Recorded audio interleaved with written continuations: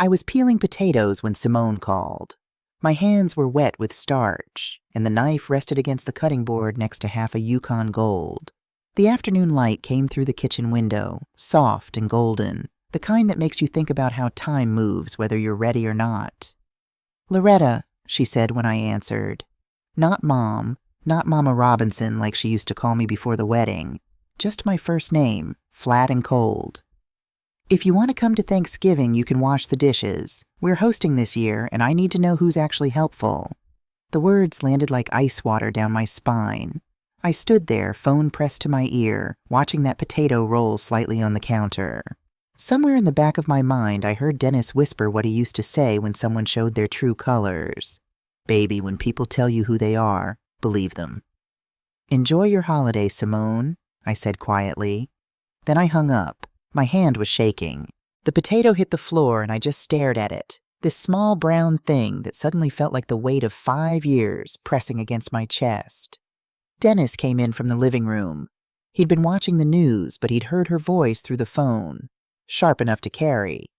After 37 years of marriage, he knew the sound of something breaking. "Baby?" His voice was gentle. "What did she say?" I couldn't answer right away. I bent down, picked up the potato, rinsed it in the sink.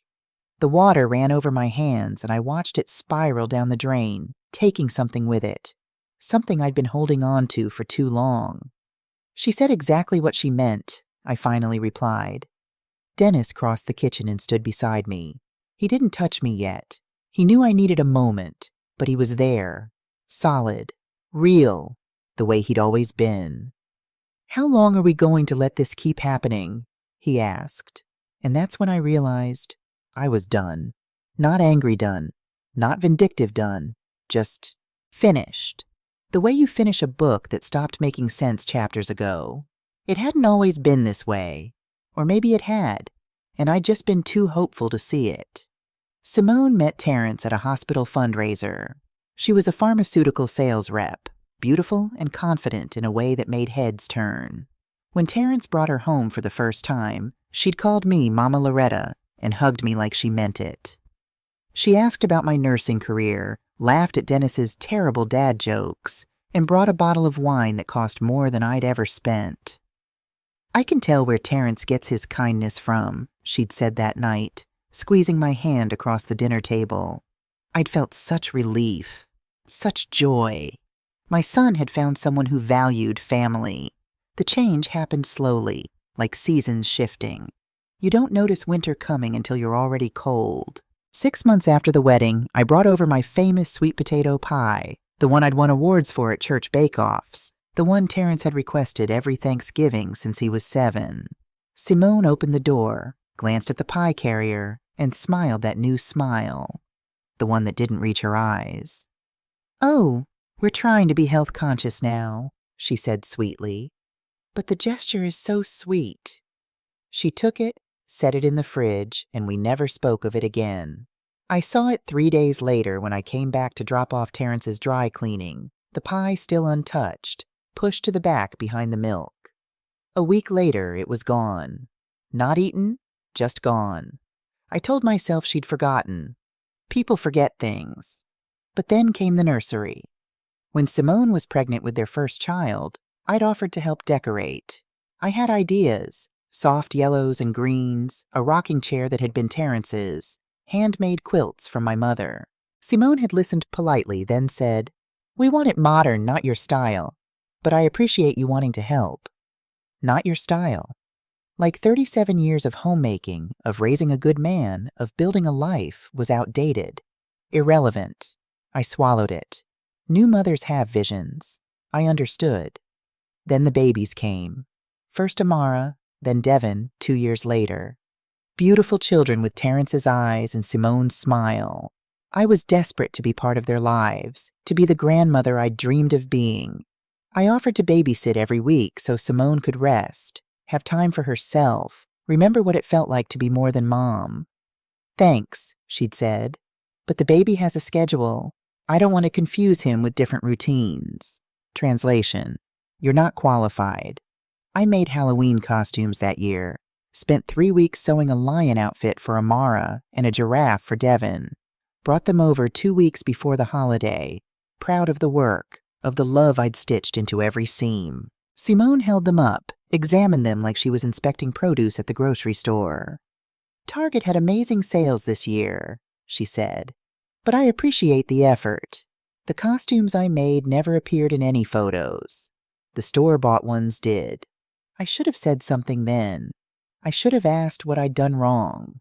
Why everything I offered was met with this polite rejection, this casual cruelty dressed up as preference. But I didn't, because family means showing up. Family means trying. Family means believing that love will eventually break through. I kept showing up, kept trying, kept believing, and she kept finding new ways to make me small. Last Christmas, I brought hand-knit scarves for everyone. Took me 2 months to make them." Simone opened hers, held it up, and said, "It's thoughtful. We already have nicer ones, but I'm sure the kids can use them for dress-up." Then she handed me a garbage bag and said, "Here, I know you like to clean." Everyone laughed. Even Dennis chuckled awkwardly, trying to ease the tension. I laughed too, because that's what you do when you don't know how else to survive a moment. But that laugh carved a scar so deep, I still feel it. The worst part? The money. 3 years ago, Terrence called. His voice was tight, stressed in a way that made my mother heart clench. "Mom, we're struggling this month. The car payment's due and we're short. Can you help?" I didn't hesitate. Wired him $3,500 that same afternoon. "I'll pay you back," he promised. "Next month for sure." Next month came and went. Then another. Then another. The money was never mentioned again. But 6 months later, Simone posted pictures of our new car on Facebook, a silver SUV with a bow on it. The caption, "Blessed and grateful for how far we've come." No mention of who made it possible. When I brought it up to Terrence, gently, carefully, not wanting to seem petty, he'd looked uncomfortable. "Simone handles the finances, Mom. I'll talk to her about it." He never did. The pattern became clear. When they needed something, I was mama again. When they didn't, I was optional, inconvenient, something to be managed. The isolation was the cruelest part. Every holiday became just close family this year, which apparently didn't include me. Birthdays became keeping it small. Sunday dinners became "we're so busy, maybe next month." Last spring, I showed up to Devin's birthday party with presents and a homemade cake. I'd driven 40 minutes, fought traffic, arrived exactly on time. Simone opened the door looking surprised. Not happy surprised. Inconvenienced surprised. "Oh," she said, "I thought you knew it was adults only this year. The kids get overwhelmed with too many people." I stood there holding a cake shaped like a dinosaur, watching my grandson's party happen behind her. Through the window, I could see Simone's parents, her sister, her cousins, all the not overwhelming people. I handed her the presents and left. Cried the whole drive home. That was 6 months ago. And now this. The phone call that wasn't just rude, it was a declaration. "If you want to come to Thanksgiving, you can wash the dishes." Not "we'd love to have you." Not "can you bring your famous pie?" Not even a basic invitation. A condition. An ultimatum. A transaction. Come if you want, but know your place. That evening, I sat at the kitchen table with Dennis. The house was quiet except for the hum of the refrigerator and the occasional car passing outside. "We need to talk about something," I said. Dennis closed his book and gave me his full attention.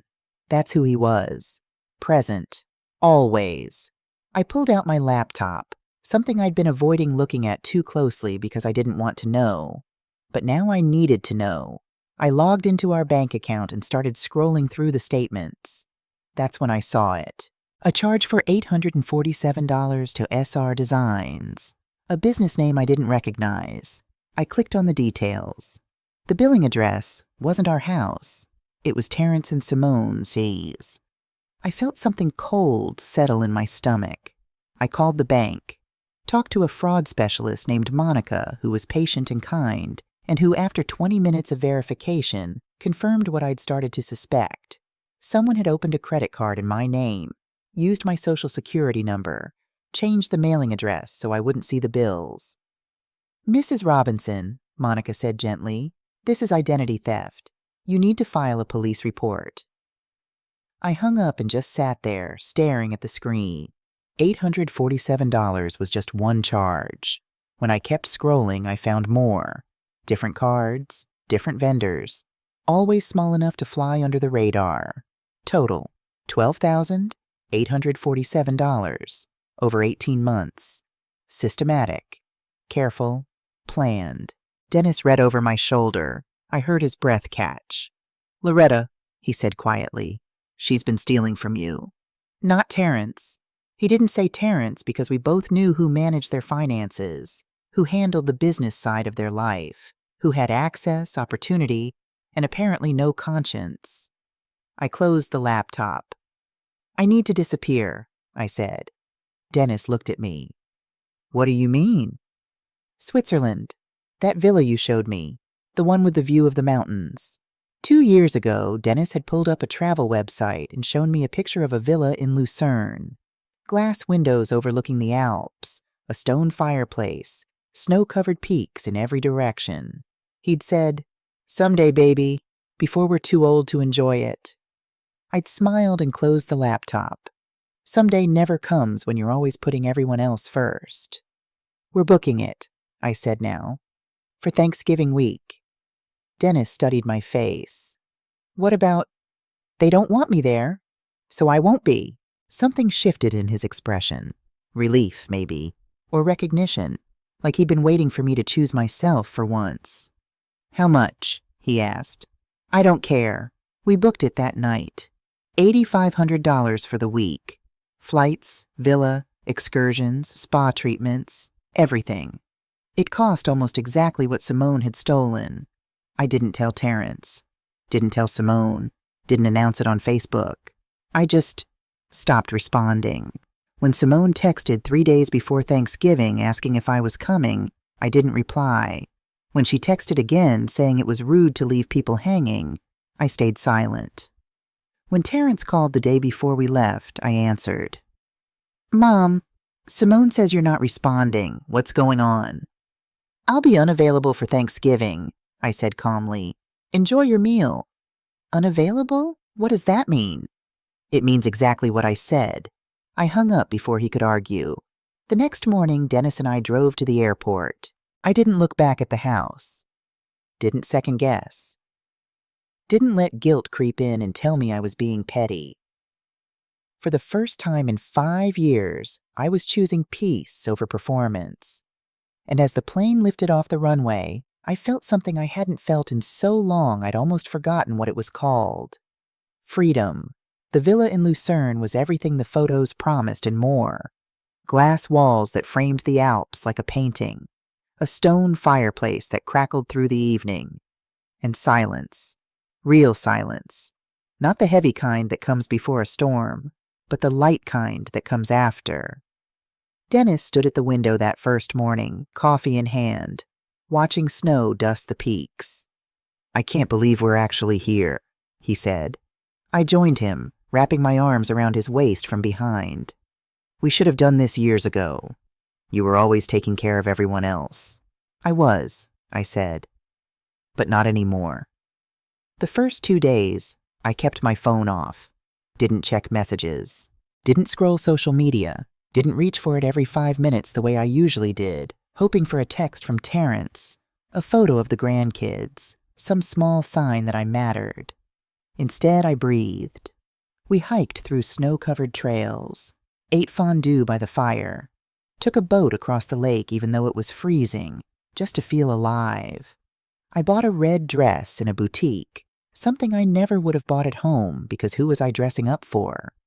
But here, I wore it to dinner at the villa, and Dennis looked at me like he was seeing someone he'd missed. "You look like yourself again," he said. I didn't realize I'd stopped being her. Thanksgiving morning arrived bright and cold. We woke up slowly, made breakfast together, Swiss chocolate and fresh bread from the bakery down the mountain. No turkey to wrestle with, no pie crust rolling at 6 a.m., no checking the time to make sure we weren't late to someone else's table. just us. Around noon, Dennis said, "You want to take a picture?"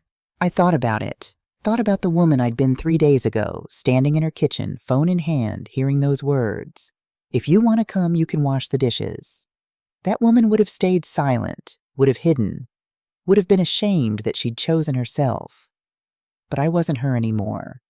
"Yes," I said. "Let's take a picture." We dressed up. Me in the red dress, Dennis in his navy suit. We set up the phone on the stone ledge, the Alps behind us, golden light streaming through the glass. We held champagne glasses and smiled. Not the tight fake smiles you give when you're uncomfortable. Real ones. The kind that reach your eyes. I posted it at 8:47 p.m. Swiss time, 2:47 p.m. back home, right around when Thanksgiving dinner would be served. The caption was simple. "Grateful for peace, beauty, and choosing ourselves. Happy Thanksgiving from Switzerland." Then I turned off my phone and went back to dinner. By the time I turned my phone back on the next morning, it had exploded. 78 missed calls, 142 text messages, 37 voicemails. I sat at the breakfast table, staring at the screen, feeling something between vindication and sadness. Dennis looked over my shoulder. "You want to read them?" he asked. I think I have to. The progression told its own story. From Simone, 3:15 p.m. "Where are you? We saved a seat." 3:52 p.m. "This is incredibly rude. You could have just said no." 5:23 p.m. "Switzerland? Are you serious right now?" 6:41 p.m. "You're really showing your true colors. Petty doesn't look good on you." 8:15 p.m. "My mother is devastated. She made your favorite dish." 9:02 p.m. "You've embarrassed this entire family." I scrolled through them all, watched her move from confusion to anger to pure rage. Each message was a glimpse into someone losing control, and for the first time in 5 years, that someone wasn't me. Terrence's messages were different, quieter, but somehow worse. 3:30 p.m. "Mom, where are you? Everyone's asking." 4:15 p.m. "Simone says you're in Europe? Why didn't you tell us?" 6:00 p.m. "This isn't fair. You could have just talked to us." 10:33 p.m. "I don't even know who you are anymore." That last one sat in my chest like a stone. I don't know who you are anymore. The truth was, I didn't either, but I was starting to. There were other messages, too. Simone's sister calling me selfish. A few cousins asking what happened. But also, and this surprised me, support. My friend Vanessa from church. "Girl, I saw your post. Good for you." Crystal, a coworker from my nursing days. "About damn time you put yourself first." And one from someone I hadn't expected. Diane, Simone's mother. "Loretta, I don't know what's happening between you and Simone, but I saw your picture. You look happy. That matters." I showed Dennis the messages. He read them carefully, his jaw tightening. "You going to respond?" he asked. "No," I said. "Not yet. Let them sit with it." We finished our week in Switzerland, went to a spa, hiked more trails, ate too much cheese and didn't feel guilty about it. And slowly I started to feel something shift. Not just anger at what had been done to me, but clarity about what I was going to do about it. On the flight home, I made a list. Not of grievances. I'd spent enough time on those. A list of actions. 1. Change all passwords. 2. Call the bank.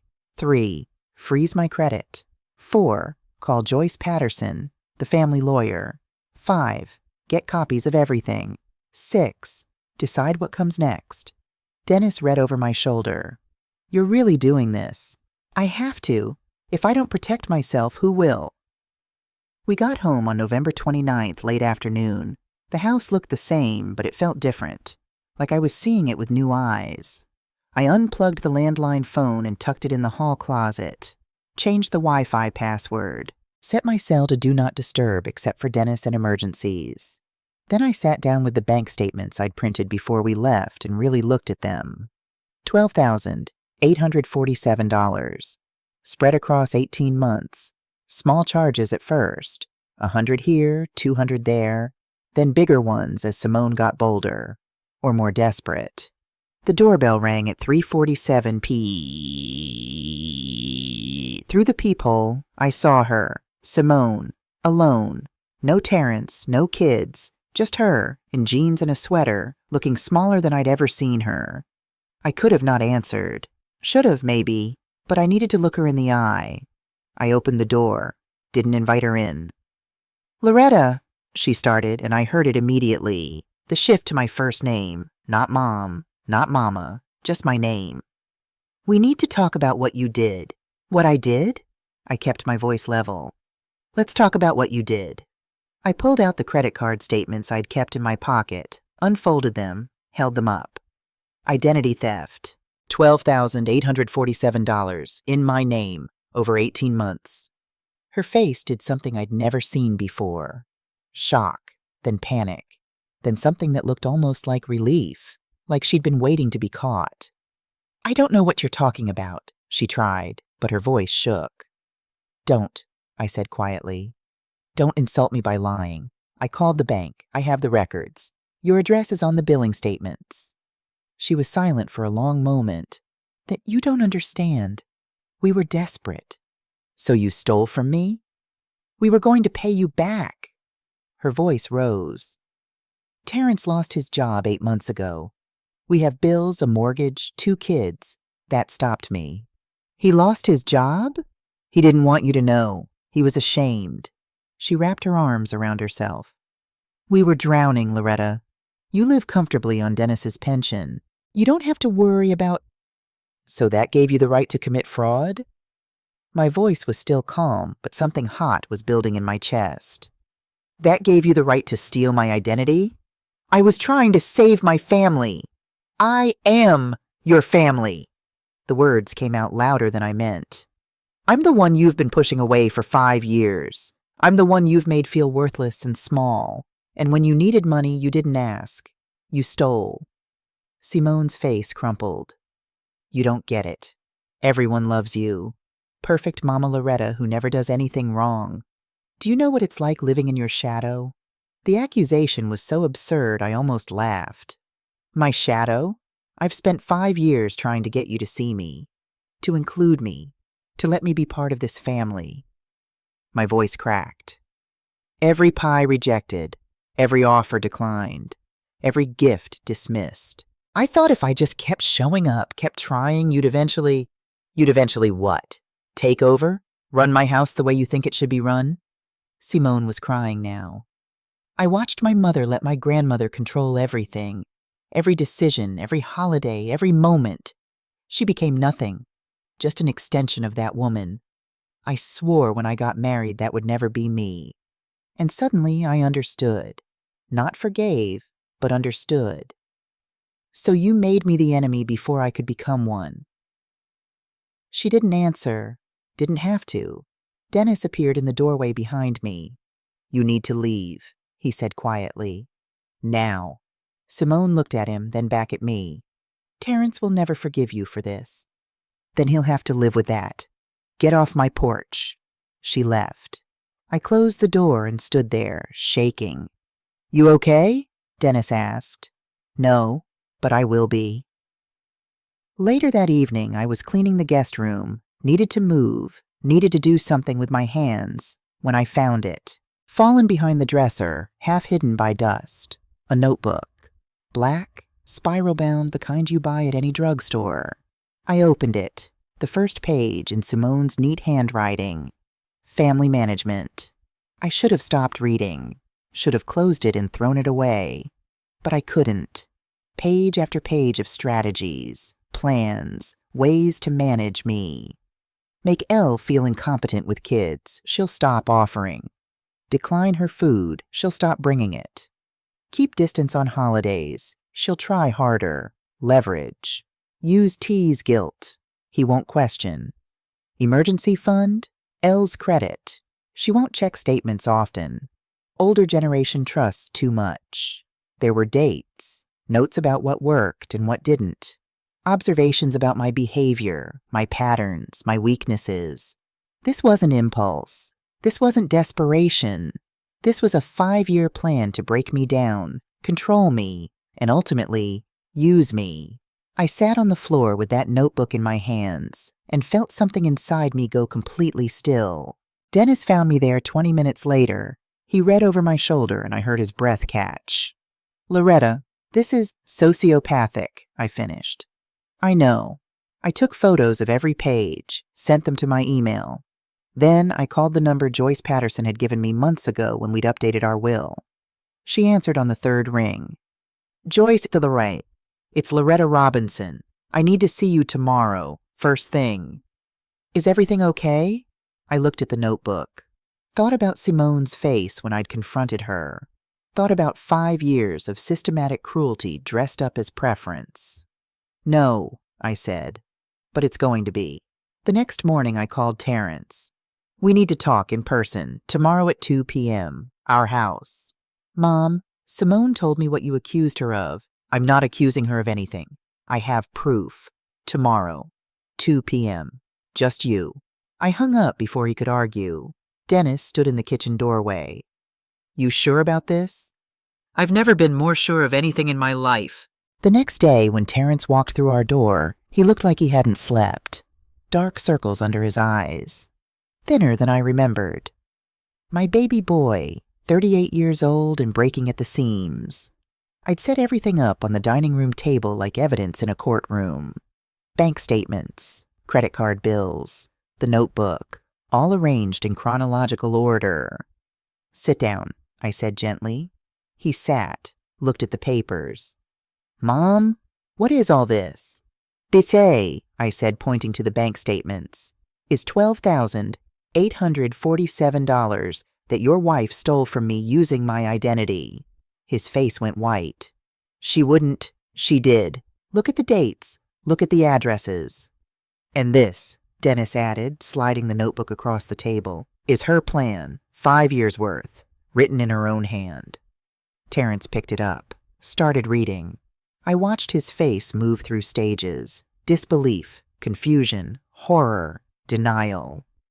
This can't be real, he whispered. It's real, son. I found it in the guest room.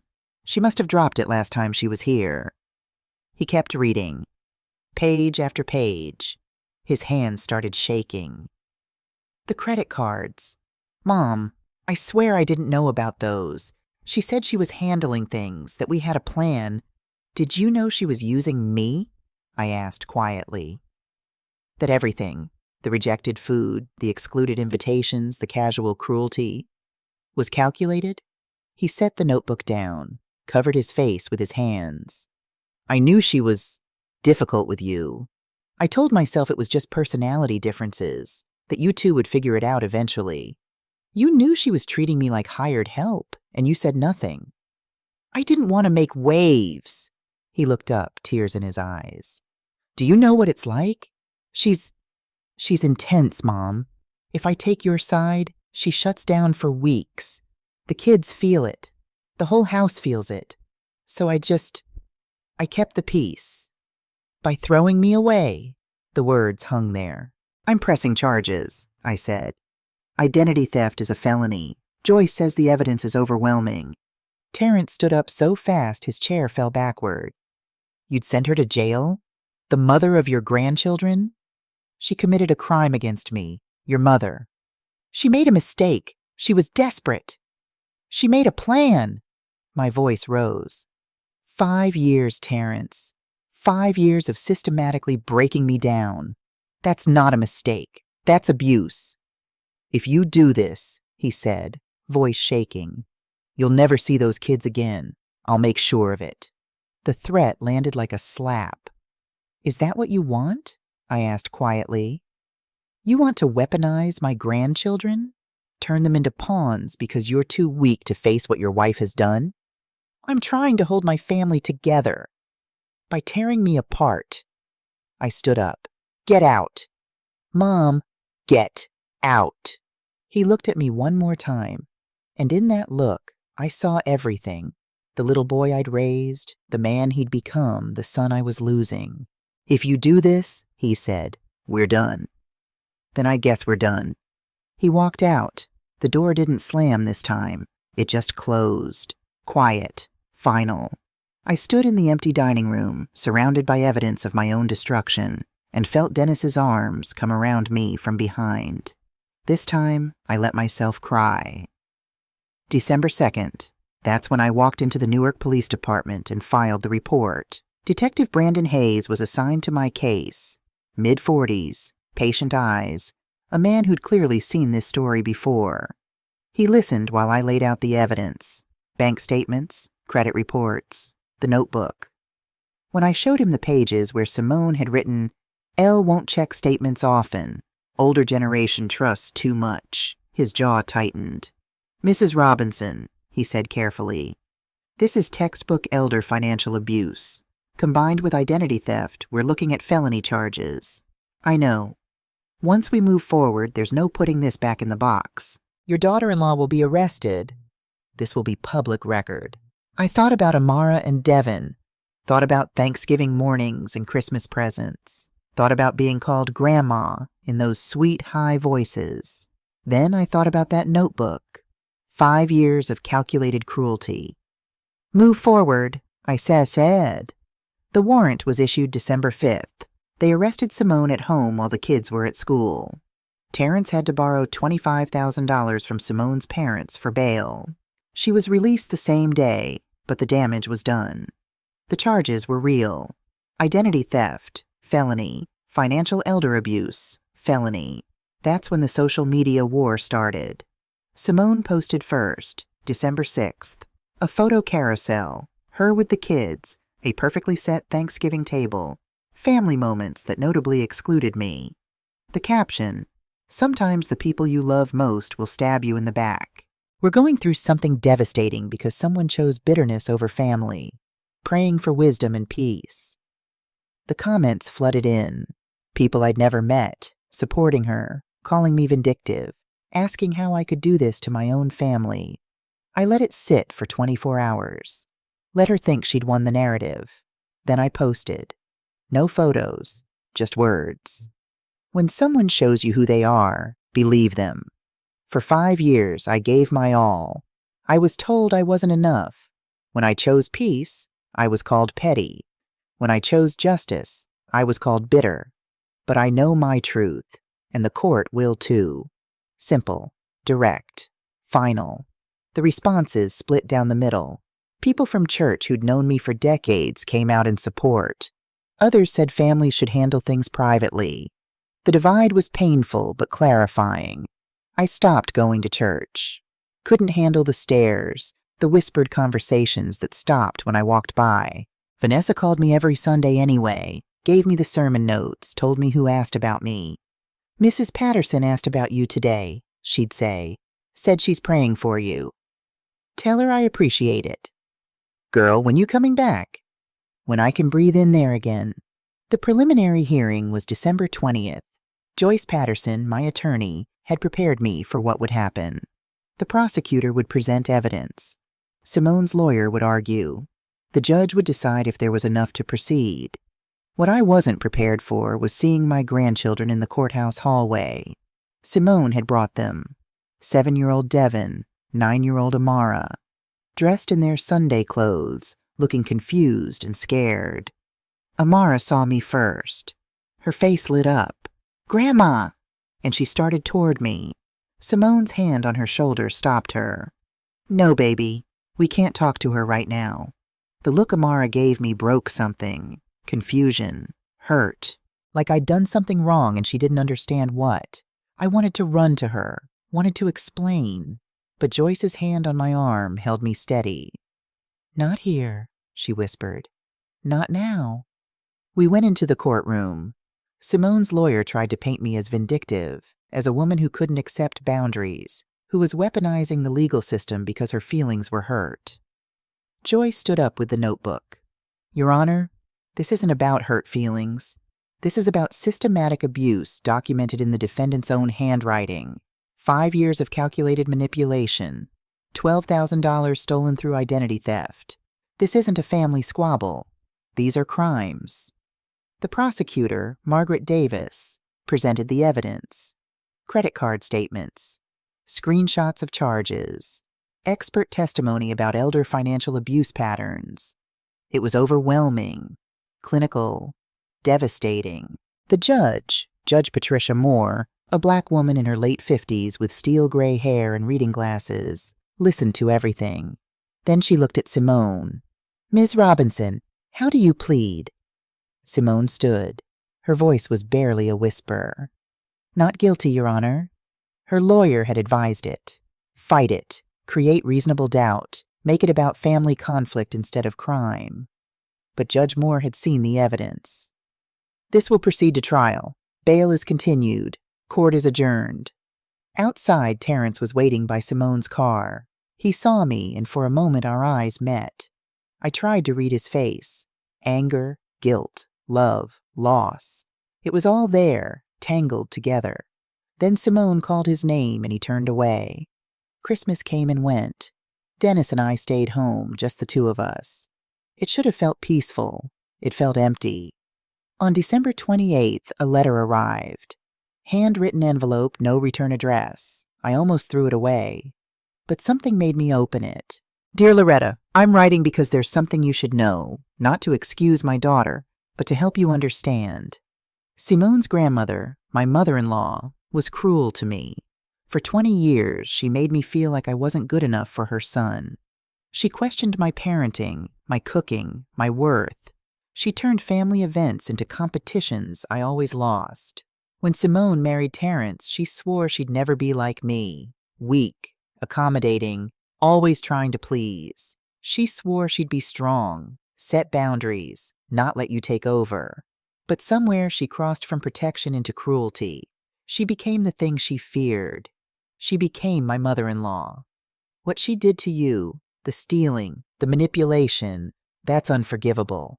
I'm not asking you to drop charges. I'm asking you to understand. Hurt people hurt people. I'm sorry I didn't stop her sooner. I saw the signs and stayed quiet, just like I stayed quiet with my own Mayael. If you want to talk, I'm here." Diane, I read it 3 times. Sat with it, let it complicate my anger. It didn't excuse Simone, but it explained her. The cycle had to stop somewhere. Maybe it was stopping with me. On January 15th, the plea deal came through. Prosecutor Davis called Joyce. "They're willing to plead guilty to reduced charges, misdemeanor fraud instead of felony. Here's what we're offering. 2 years probation, $15,000 in restitution, 200 hours community service at an elder care facility, mandatory therapy for 1 year minimum, and Mrs. Robinson gets to request a restraining order." "What about jail time?" I asked. "Suspended sentence. If she violates probation, she goes to jail.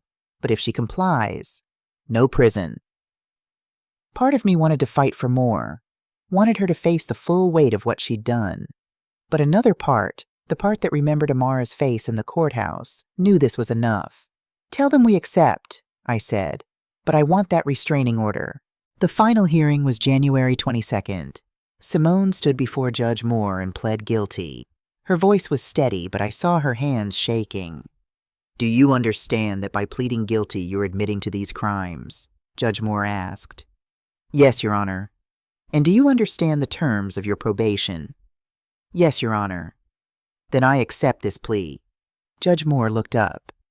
"Before sentencing, Mrs. Robinson has requested to make a statement." Joyce nodded at me. I stood, walked to the podium. My prepared speech was in my pocket, but I didn't need it. I looked at Simone, really looked at her. "Your Honor, for 5 years I tried to be part of this family. I showed up. I tried. I loved. And I was made to feel like I was the problem." My voice was steady. When I finally set boundaries, I was called petty. When I sought justice, I was called cruel. I looked at the judge now. "I'm not tearing my family apart. I'm protecting what's left of myself. I love my son. I love my grandchildren. But I will not sacrifice my dignity to access them." Judge Moore nodded slowly. "Mrs. Robinson," she said, "I've reviewed everything. The notebook alone shows this wasn't a mistake. This was calculated abuse." She looked at Simone. "You're fortunate Mrs. Robinson is showing mercy. Many would have sought maximum penalties. She outlined the terms again. 2 years probation, $15,000 in restitution, community service, therapy, and a 1-year no-contact restraining order, with one exception. Supervised visitation with the grandchildren is permitted, Judge Moore said, through a neutral third party. After court, Diane found me in the hallway. "I'll supervise," she said quietly. "If you want. The kids need you." I looked at this woman, Simone's mother, someone I barely knew, and saw an unexpected ally. "Thank you," I whispered. 6 months passed. I joined a support group for elder financial abuse survivors. 12 people, all with stories like mine, some worse. Some handled it differently, but all of us learning the same lesson: love doesn't mean letting people destroy you. I started volunteering, helping other seniors recognize the signs, helped 4 families press charges, found purpose in the pain. I saw the grandchildren twice a month, 2 hours each time, Diane supervising. The first few visits were awkward. Devin asked why he couldn't come to our house anymore. "Grown-ups need space sometimes," I told him, "but I always love you. That never changes." Amara was quieter, more watchful. One day, 6 months in, she asked, "Did Mommy do something bad?" I looked at Diane. She nodded. Permission to be honest, in kid terms. "Your mommy made some grown-up mistakes," I said carefully. "Sometimes people hurt each other, even when they love each other, and sometimes we need time apart to heal." "But you still love us?" "Baby, I will always love you. Always." She hugged me then, tight and fierce, and I felt something crack open in my chest. July came. Independence Day. Poetic, really. I got a text from an unknown number. "Hi, Grandma. It's Amara. Mom doesn't know I'm texting. I miss you. Can we have a real visit soon? At your house? Love you." I stared at that message for 10 minutes. Then I showed Dennis. "You ready for this?" he asked. "No, but I'm ready to try." I called Terrence, first time we'd spoken since December. "Mom," he said, and his voice cracked on the word. "Can we meet? Just us. No lawyers, no Simone, just you and me." "When?" "Saturday, the park, 2 o'clock. He showed up early. I watched him from the parking lot, pacing, checking his phone, nervous. When he saw me, something in his face just broke. "Mom, I'm so sorry." The words tumbled out. "I failed you. I saw what was happening and I told myself it wasn't that bad.